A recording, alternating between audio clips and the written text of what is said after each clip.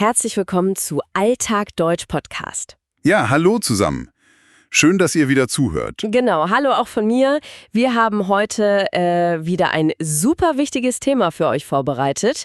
Heute ist Tag 136 in unserem Lernplan. Und das Thema heute ist wirklich elementar. Es geht um Kommunikation und Sprache. Absolut. Wir lernen heute 15 wichtige Wörter für den Alltag. Und das sind Wörter, die ihr jeden Tag braucht. Im Büro, auf der Straße, im Gespräch mit Nachbarn. Richtig. Wir erklären euch heute nicht nur die Vokabeln, sondern wir schauen auch, wie man sie wirklich benutzt. Also sozusagen die Kultur hinter den Wörtern. Ein kleiner Tipp direkt am Anfang für euch. Hört gut zu und achtet auf Aussprache und Rhythmus der Sprache. Genau. Und bleibt bis zum Ende dieser Folge, denn dort hört ihr unsere Mini-Story. Ja, auf die Story freue ich mich schon. Da packen wir alle 15 Wörter in eine kleine, realistische Alltagsgeschichte. Aber lass uns direkt anfangen, oder? Wie nehmen wir überhaupt Informationen auf? Gute Frage. Bevor wir selbst sprechen, konsumieren wir ja meistens erstmal. Und da sind wir direkt bei unserem ersten Wort für heute. Das Wort heißt das Medium. Genau. Das Medium, auf Englisch bedeutet das Medium. Im Alltag sprechen wir meistens im Plural darüber, also die Medien. Was genau ist denn ein Medium im Alltag? Also ein Medium ist einfach das Mittel, wie Informationen zu uns kommen. Das kann das Internet sein, eine Zeitung, das Fernsehen oder auch soziale Medien. Ah, verstehe. Soziale Medien nutzt ja heute wirklich jeder. Richtig. Und auf diesen Medien sehen wir dann meistens zuerst eine große Überschrift und das ist unser zweites Wort. Die Schlagzeile. Die Schlagzeile. Auf Englisch übersetzen wir das mit Headline. Ja, genau. Eine Schlagzeile ist wie ein lautes, grelles Geschenkpapier. Sie ist oft sehr groß geschrieben. Sie soll uns neugierig machen, ne? Absolut. Wenn da steht, riesiger Lottogewinn in München, dann ist das eine typische Schlagzeile. Man klickt drauf, weil man wissen will, wer gewonnen hat. Aber die Schlagzeile ist ja oft gar nicht die eigentliche Information, oder? Nee, meistens nicht. Und da kommt unser drittes Wort ins Spiel. Die Meldung. Die Meldung. Auf Englisch ist das News Item. Genau. Die Meldung ist der echte Fakt. Die kurze, neutrale Information. Hast du da ein Beispiel für unsere Zuhörer? Klar. Also die Schlagzeile ist vielleicht Chaos am Bahnhof. Aber die eigentliche Meldung im Radio ist dann ganz sachlich. Zum Beispiel, die Züge haben heute 10 Minuten Verspätung. Ah, okay. Die Meldung ist also viel ruhiger und nüchterner als die Schlagzeile. Richtig. Und es ist extrem wichtig im Alltag, dass man diesen Unterschied versteht. Man sollte nicht immer gleich panisch auf die Schlagzeile reagieren. Ja, das stimmt. Man muss die Meldung lesen, um die Fakten zu kennen.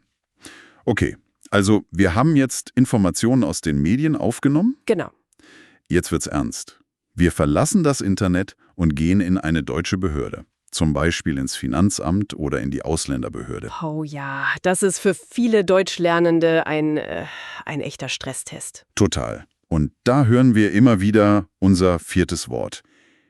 Die Unterlage. Meistens im Plural. Die Unterlagen. Auf Englisch heißt das Document. Genau. Und das ist nicht einfach nur ein Stück Papier oder. Nein, Unterlagen sind extrem wichtig in Deutschland. Das sind offizielle Papiere. Zeugnisse, Formulare, Verträge.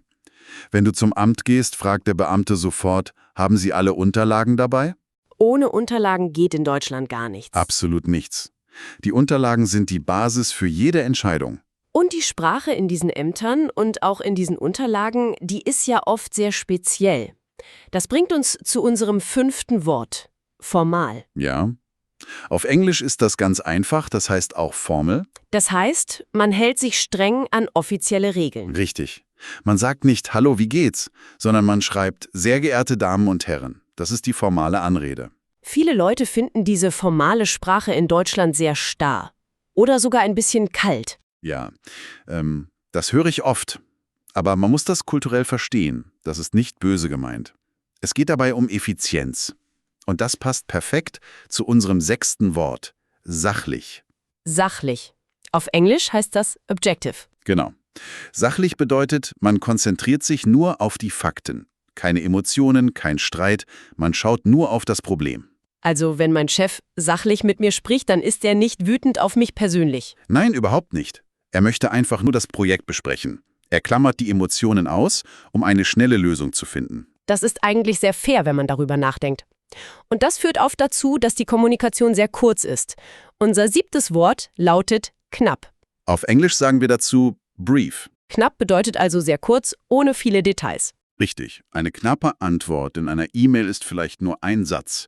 Zum Beispiel, die Unterlagen sind geprüft und in Ordnung. Punkt. Und da denken viele sofort, oh Gott, mein Chef hasst mich, er schreibt so knapp. Ja, das ist ein riesiges Missverständnis. Eine knappe E-Mail ist in der deutschen Arbeitswelt ein Zeichen von Respekt. Echt? Ein Zeichen von Respekt? Ja, Respekt vor deiner Zeit. Der Chef stiehlt dir nicht die Zeit mit langem Smalltalk. Er gibt dir sachlich und knapp die Fakten. Dann kannst du schneller in den Feierabend gehen. Ah, das ist wirklich gut zu wissen. Das nimmt einem ein bisschen die Angst vor diesen kurzen deutschen E-Mails. Absolut. Wenn euch unser Podcast beim Deutschlernen hilft, dann abonniert gern unseren Kanal und gebt uns einen Daumen nach oben. Genau, das hilft uns sehr. Okay, wir haben jetzt viel über offizielle Papiere und Lesen gesprochen. Lass uns mal ins direkte mündliche Gespräch gehen. Gute Idee. Wenn wir miteinander sprechen, gibt es auch wichtige Regeln. Und da schauen wir uns jetzt ein paar wichtige Verben an.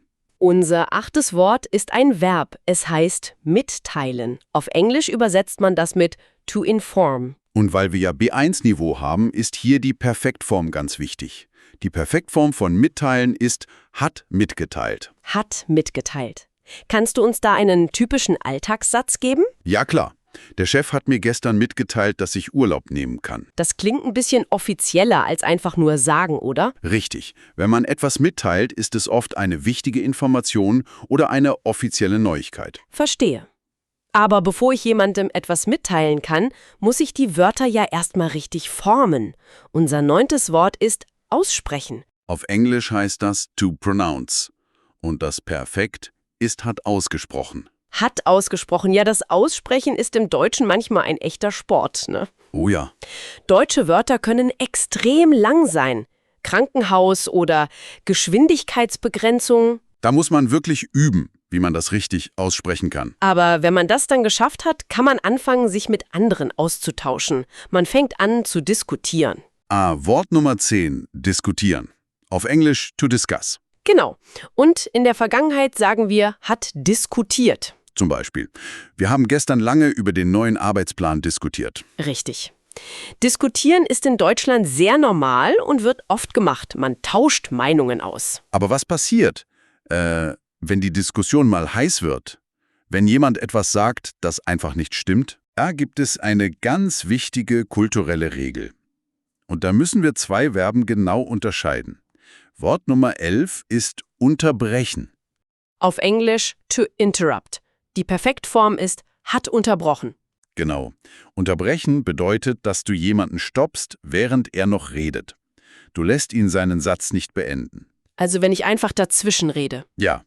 Und das gilt in Deutschland als extrem unhöflich. Es stört diese sachliche Ebene total. Man sollte andere Leute immer ausreden lassen.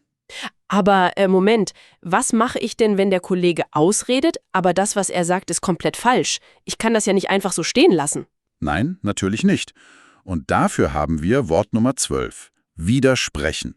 Auf Englisch to contradict. Das Perfekt lautet, hat widersprochen. Richtig. Du lässt den Kollegen ausreden, du hörst ihm zu, ohne ihn zu unterbrechen. Und danach sagst du sachlich, ich sehe das anders. Oder, da muss ich dir leider widersprechen. Ah, das ist der feine Unterschied. Unterbrechen ist ein Angriff auf die Person, weil ich ihr das Wort abschneide. Genau. Aber widersprechen ist nur ein Angriff auf das Argument. Exakt. Du sagst einfach nur sachlich, dass die Information falsch ist. Er hat mir widersprochen, ist im Büro völlig okay und oft sogar gewünscht, wenn es der Sache hilft. Wow, das ist wirklich ein Schlüssel für eine gute Kommunikation im Büro. Also merken, nicht unterbrechen, aber gerne sachlich widersprechen. So überlebt man jedes Meeting, ja. Sachlich diskutiert. Aber es gibt da noch einen großen Feind der guten Kommunikation. Und das ist unser Wort Nummer 13, das Vorurteil. Auf Englisch sagt man dazu Prejudice. Ein Vorurteil ist, wenn man eine Meinung über etwas hat, ohne die Fakten zu kennen, oder?